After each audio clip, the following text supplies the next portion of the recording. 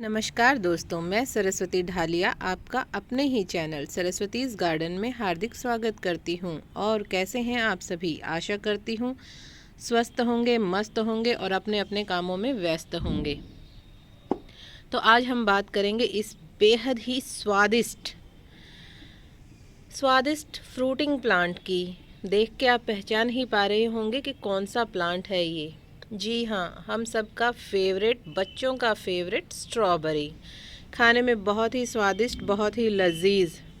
आज हम इसी प्लांट की सारी केयरिंग टिप्स, कैसे लगाना है, कैसे इसका ध्यान रखना है, कैसे इसकी मिट्टी तैयार करनी है, लगाने के बाद इसे कैसी जगह पर रखना है और कैसी खाद इसमें डालनी है जिससे इसमें अच्छी मात्रा में हमें फ्रूटिंग प्राप्त हो, या पानी कितना डालना है, इन सभी चीज़ों के बारे में आज हम इस वीडियो में बात करेंगे।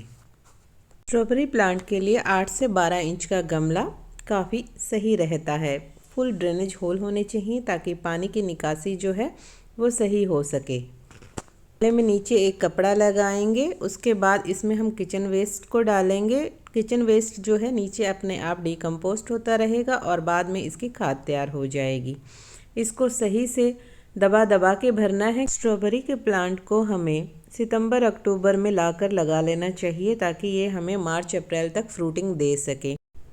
अब हम इसमें थोड़े से मूंगफली के छिलके जो कि मैंने पीस के रखे हुए हैं वो भी डाल देंगे ताकि ये धीरे धीरे डिकम्पोस्ट होते रहें और हमारा गमला जो है वो हल्का बनेगा ताकि इसे इधर से उधर रखने में भी हमें कोई परेशानी नहीं आएगी। हम इसकी मिट्टी तैयार करेंगे और मिट्टी हमें ऐसी बनानी है कि जिसमें पानी जो है वो होल्ड ना रहे, क्योंकि स्ट्रॉबेरी का प्लांट पानी की वजह से ख़राब हो जाता है। इसकी रूट्स जो होती हैं वो बहुत ही नाजुक हल्की होती हैं।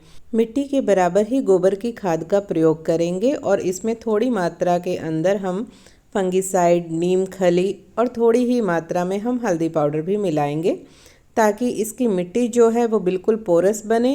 अब इसमें हम थोड़ी मात्रा के अंदर हल्दी भी मिलाएंगे ताकि मिट्टी की गुणवत्ता बनी रहे।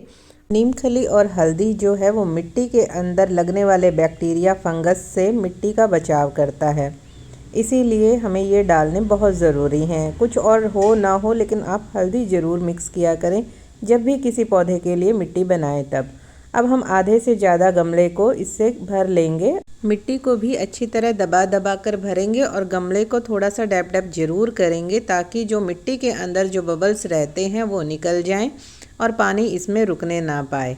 स्ट्रॉबेरी के प्लांट को हम बीजों से भी उगा सकते हैं और डायरेक्ट सीधा नर्सरी से लाकर भी लगा सकते हैं। स्ट्रॉबेरी के प्लांट को हल्की नमी वाली मिट्टी पसंद है, लेकिन पानी ज़्यादा इसे नहीं चाहिए होता क्योंकि इसकी रूट्स बहुत बारीक होती हैं।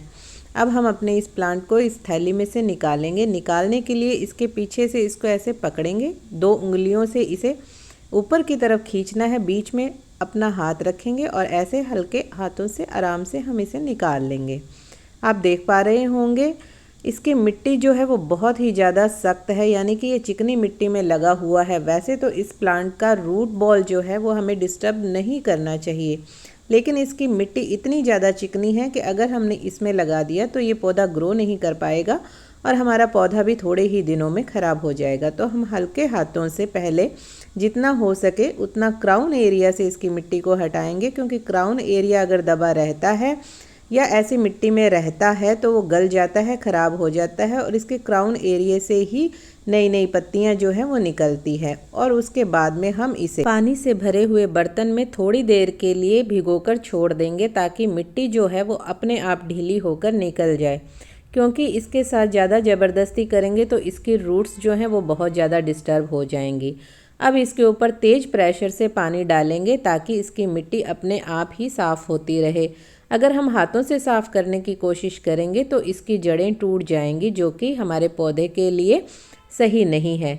इसलिए हम इसे पहले भिगो कर रखेंगे और फिर इस तरह अच्छी तरह से इसे धो लेंगे ताकि इसकी जितनी मिट्टी है वो निकल जाए। प्लांट को भिगोए हुए लगभग 10 मिनट हो चुके हैं। अब देखिए नीचे से जो जड़ें हैं वो हमें दिखाई दे रही हैं और साइडों से भी दे रही हैं। इससे ज़्यादा हम इसकी मिट्टी को नहीं हटाएंगे, नहीं तो प्लांट का रूट बॉल कुछ ज़्यादा ही डिस्टर्ब हो जाएगा। अब मिट्टी के अंदर सेंटर बनाकर इसे अच्छे से लगा देंगे। मिट्टी को अच्छे तरीके से फिल करेंगे और हल्के हाथों से दबाएंगे ताकि फिर से वही बात कि एरिएशन या बबल्स जो हैं वो निकल जाएं। हल्के हाथों से ही दबाएंगे, ज़्यादा ज़ोर से नहीं दबाना है। और फिर हम इसमें अच्छे से पानी दे देंगे। पानी इसमें एक बार अच्छे से देने के बाद दोबारा तभी देंगे जब इसकी मिट्टी जो है वो ऊपर से 1 से 2 इंच सूख जाए। जब हम किसी भी पौधे को लगातार बार बार पानी देते रहते हैं, उससे हमारा पौधा जो है वो ख़राब हो जाता है, क्योंकि उसकी जड़ें गल जाती हैं और उसमें फंगस लग जाती है और हमारा पौधा जो है वो मर जाता है। और हम सोचते हैं कि हमने ऐसा क्या किया या पौधे को क्या हो गया कि ये ख़राब हो गया। कारण सिर्फ़ और सिर्फ ओवर वाटरिंग होती है। पहले अब हम इसकी पत्तियों को साफ़ कर लेंगे ताकि पत्तियों पर जो है वो मिट्टी चिपकी ना रहे, और फिर उसके बाद इसे हम अच्छे से पानी दे देंगे। अब हम इसमें मल्चिंग करेंगे। स्ट्रॉबेरी के अंदर मल्चिंग करना बहुत ही ज़रूरी है। मल्चिंग हम 4 तरीके से कर सकते हैं। ये जो है वो स्ट्रॉ हैं, और स्ट्रॉ के साथ साथ आप जो धान की भूसी होती है या जो चावलों के छिलके हैं उससे भी आप मल्चिंग कर सकते हैं। कपड़े से भी मल्चिंग, लेकिन कपड़ा सूती होना चाहिए। नारियल के छिलकों से भी हम इसकी मल्चिंग कर सकते हैं। नारियल के जो चिप्स होते हैं यानी कि टुकड़े होते हैं, उनसे भी हम इसकी मल्चिंग कर सकते हैं।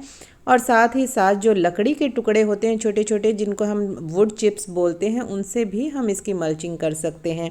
अगर आपके पास पिस्ता शेल या अखरोट के छिलके हैं तो उनसे भी आप इसकी मल्चिंग कर सकते हैं। प्लांट की मल्चिंग करना बहुत ही ज़्यादा ज़रूरी होता है ताकि इसमें जो फ्रूटिंग आए वो ख़राब ना हो। अगर इसके पत्ते मिट्टी से टच होते हैं तो जल्दी ही फंगस का शिकार हो जाते हैं, और अगर फ्रूटिंग हो रही हो और वो इसकी मिट्टी से अगर अटैच रहते हैं तो उनमें भी फंगस आ जाती है और हमारे जो फ्रूट हैं वो ख़राब हो जाते हैं। इसलिए मल्चिंग बहुत ही ज़्यादा ज़रूरी है।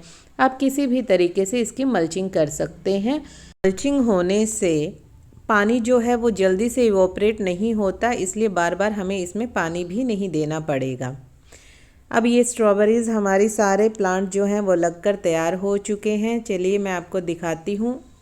ये देख पा रहे होंगे, ये जो फ्लावर है इसी से स्ट्रॉबेरी तैयार होगी। पहले फूल बनता है और उसके बाद ही फल बनने में लगभग 45 दिन का समय लग जाता है। और ये है इसका क्राउन एरिया। क्राउन एरिया जो है वो मिट्टी से ऊपर ही रहना चाहिए, क्योंकि यहीं से नए पत्ते आते हैं और फ्रूटिंग स्टार्ट होती है। स्ट्रॉबेरी थोड़े ही टाइम बाद रनर्स भी प्रोड्यूस करता है, जिससे हम इसके नए पौधे बना सकते हैं। 5 से 6 दिन तक अब स्ट्रॉबेरी प्लांट को हम छाया वाली जगह पे रखेंगे, लेकिन जहाँ हवा अच्छी मात्रा में आती हो, और उसके बाद हम इसे डायरेक्ट सनलाइट में रख देंगे। तो कैसी लगी आपको ये मेरी छोटी सी जानकारी? आशा करती हूँ पसंद आई होगी। अगर थोड़ी भी पसंद आई है तो please like, share and subscribe my channel. Thanks for watching.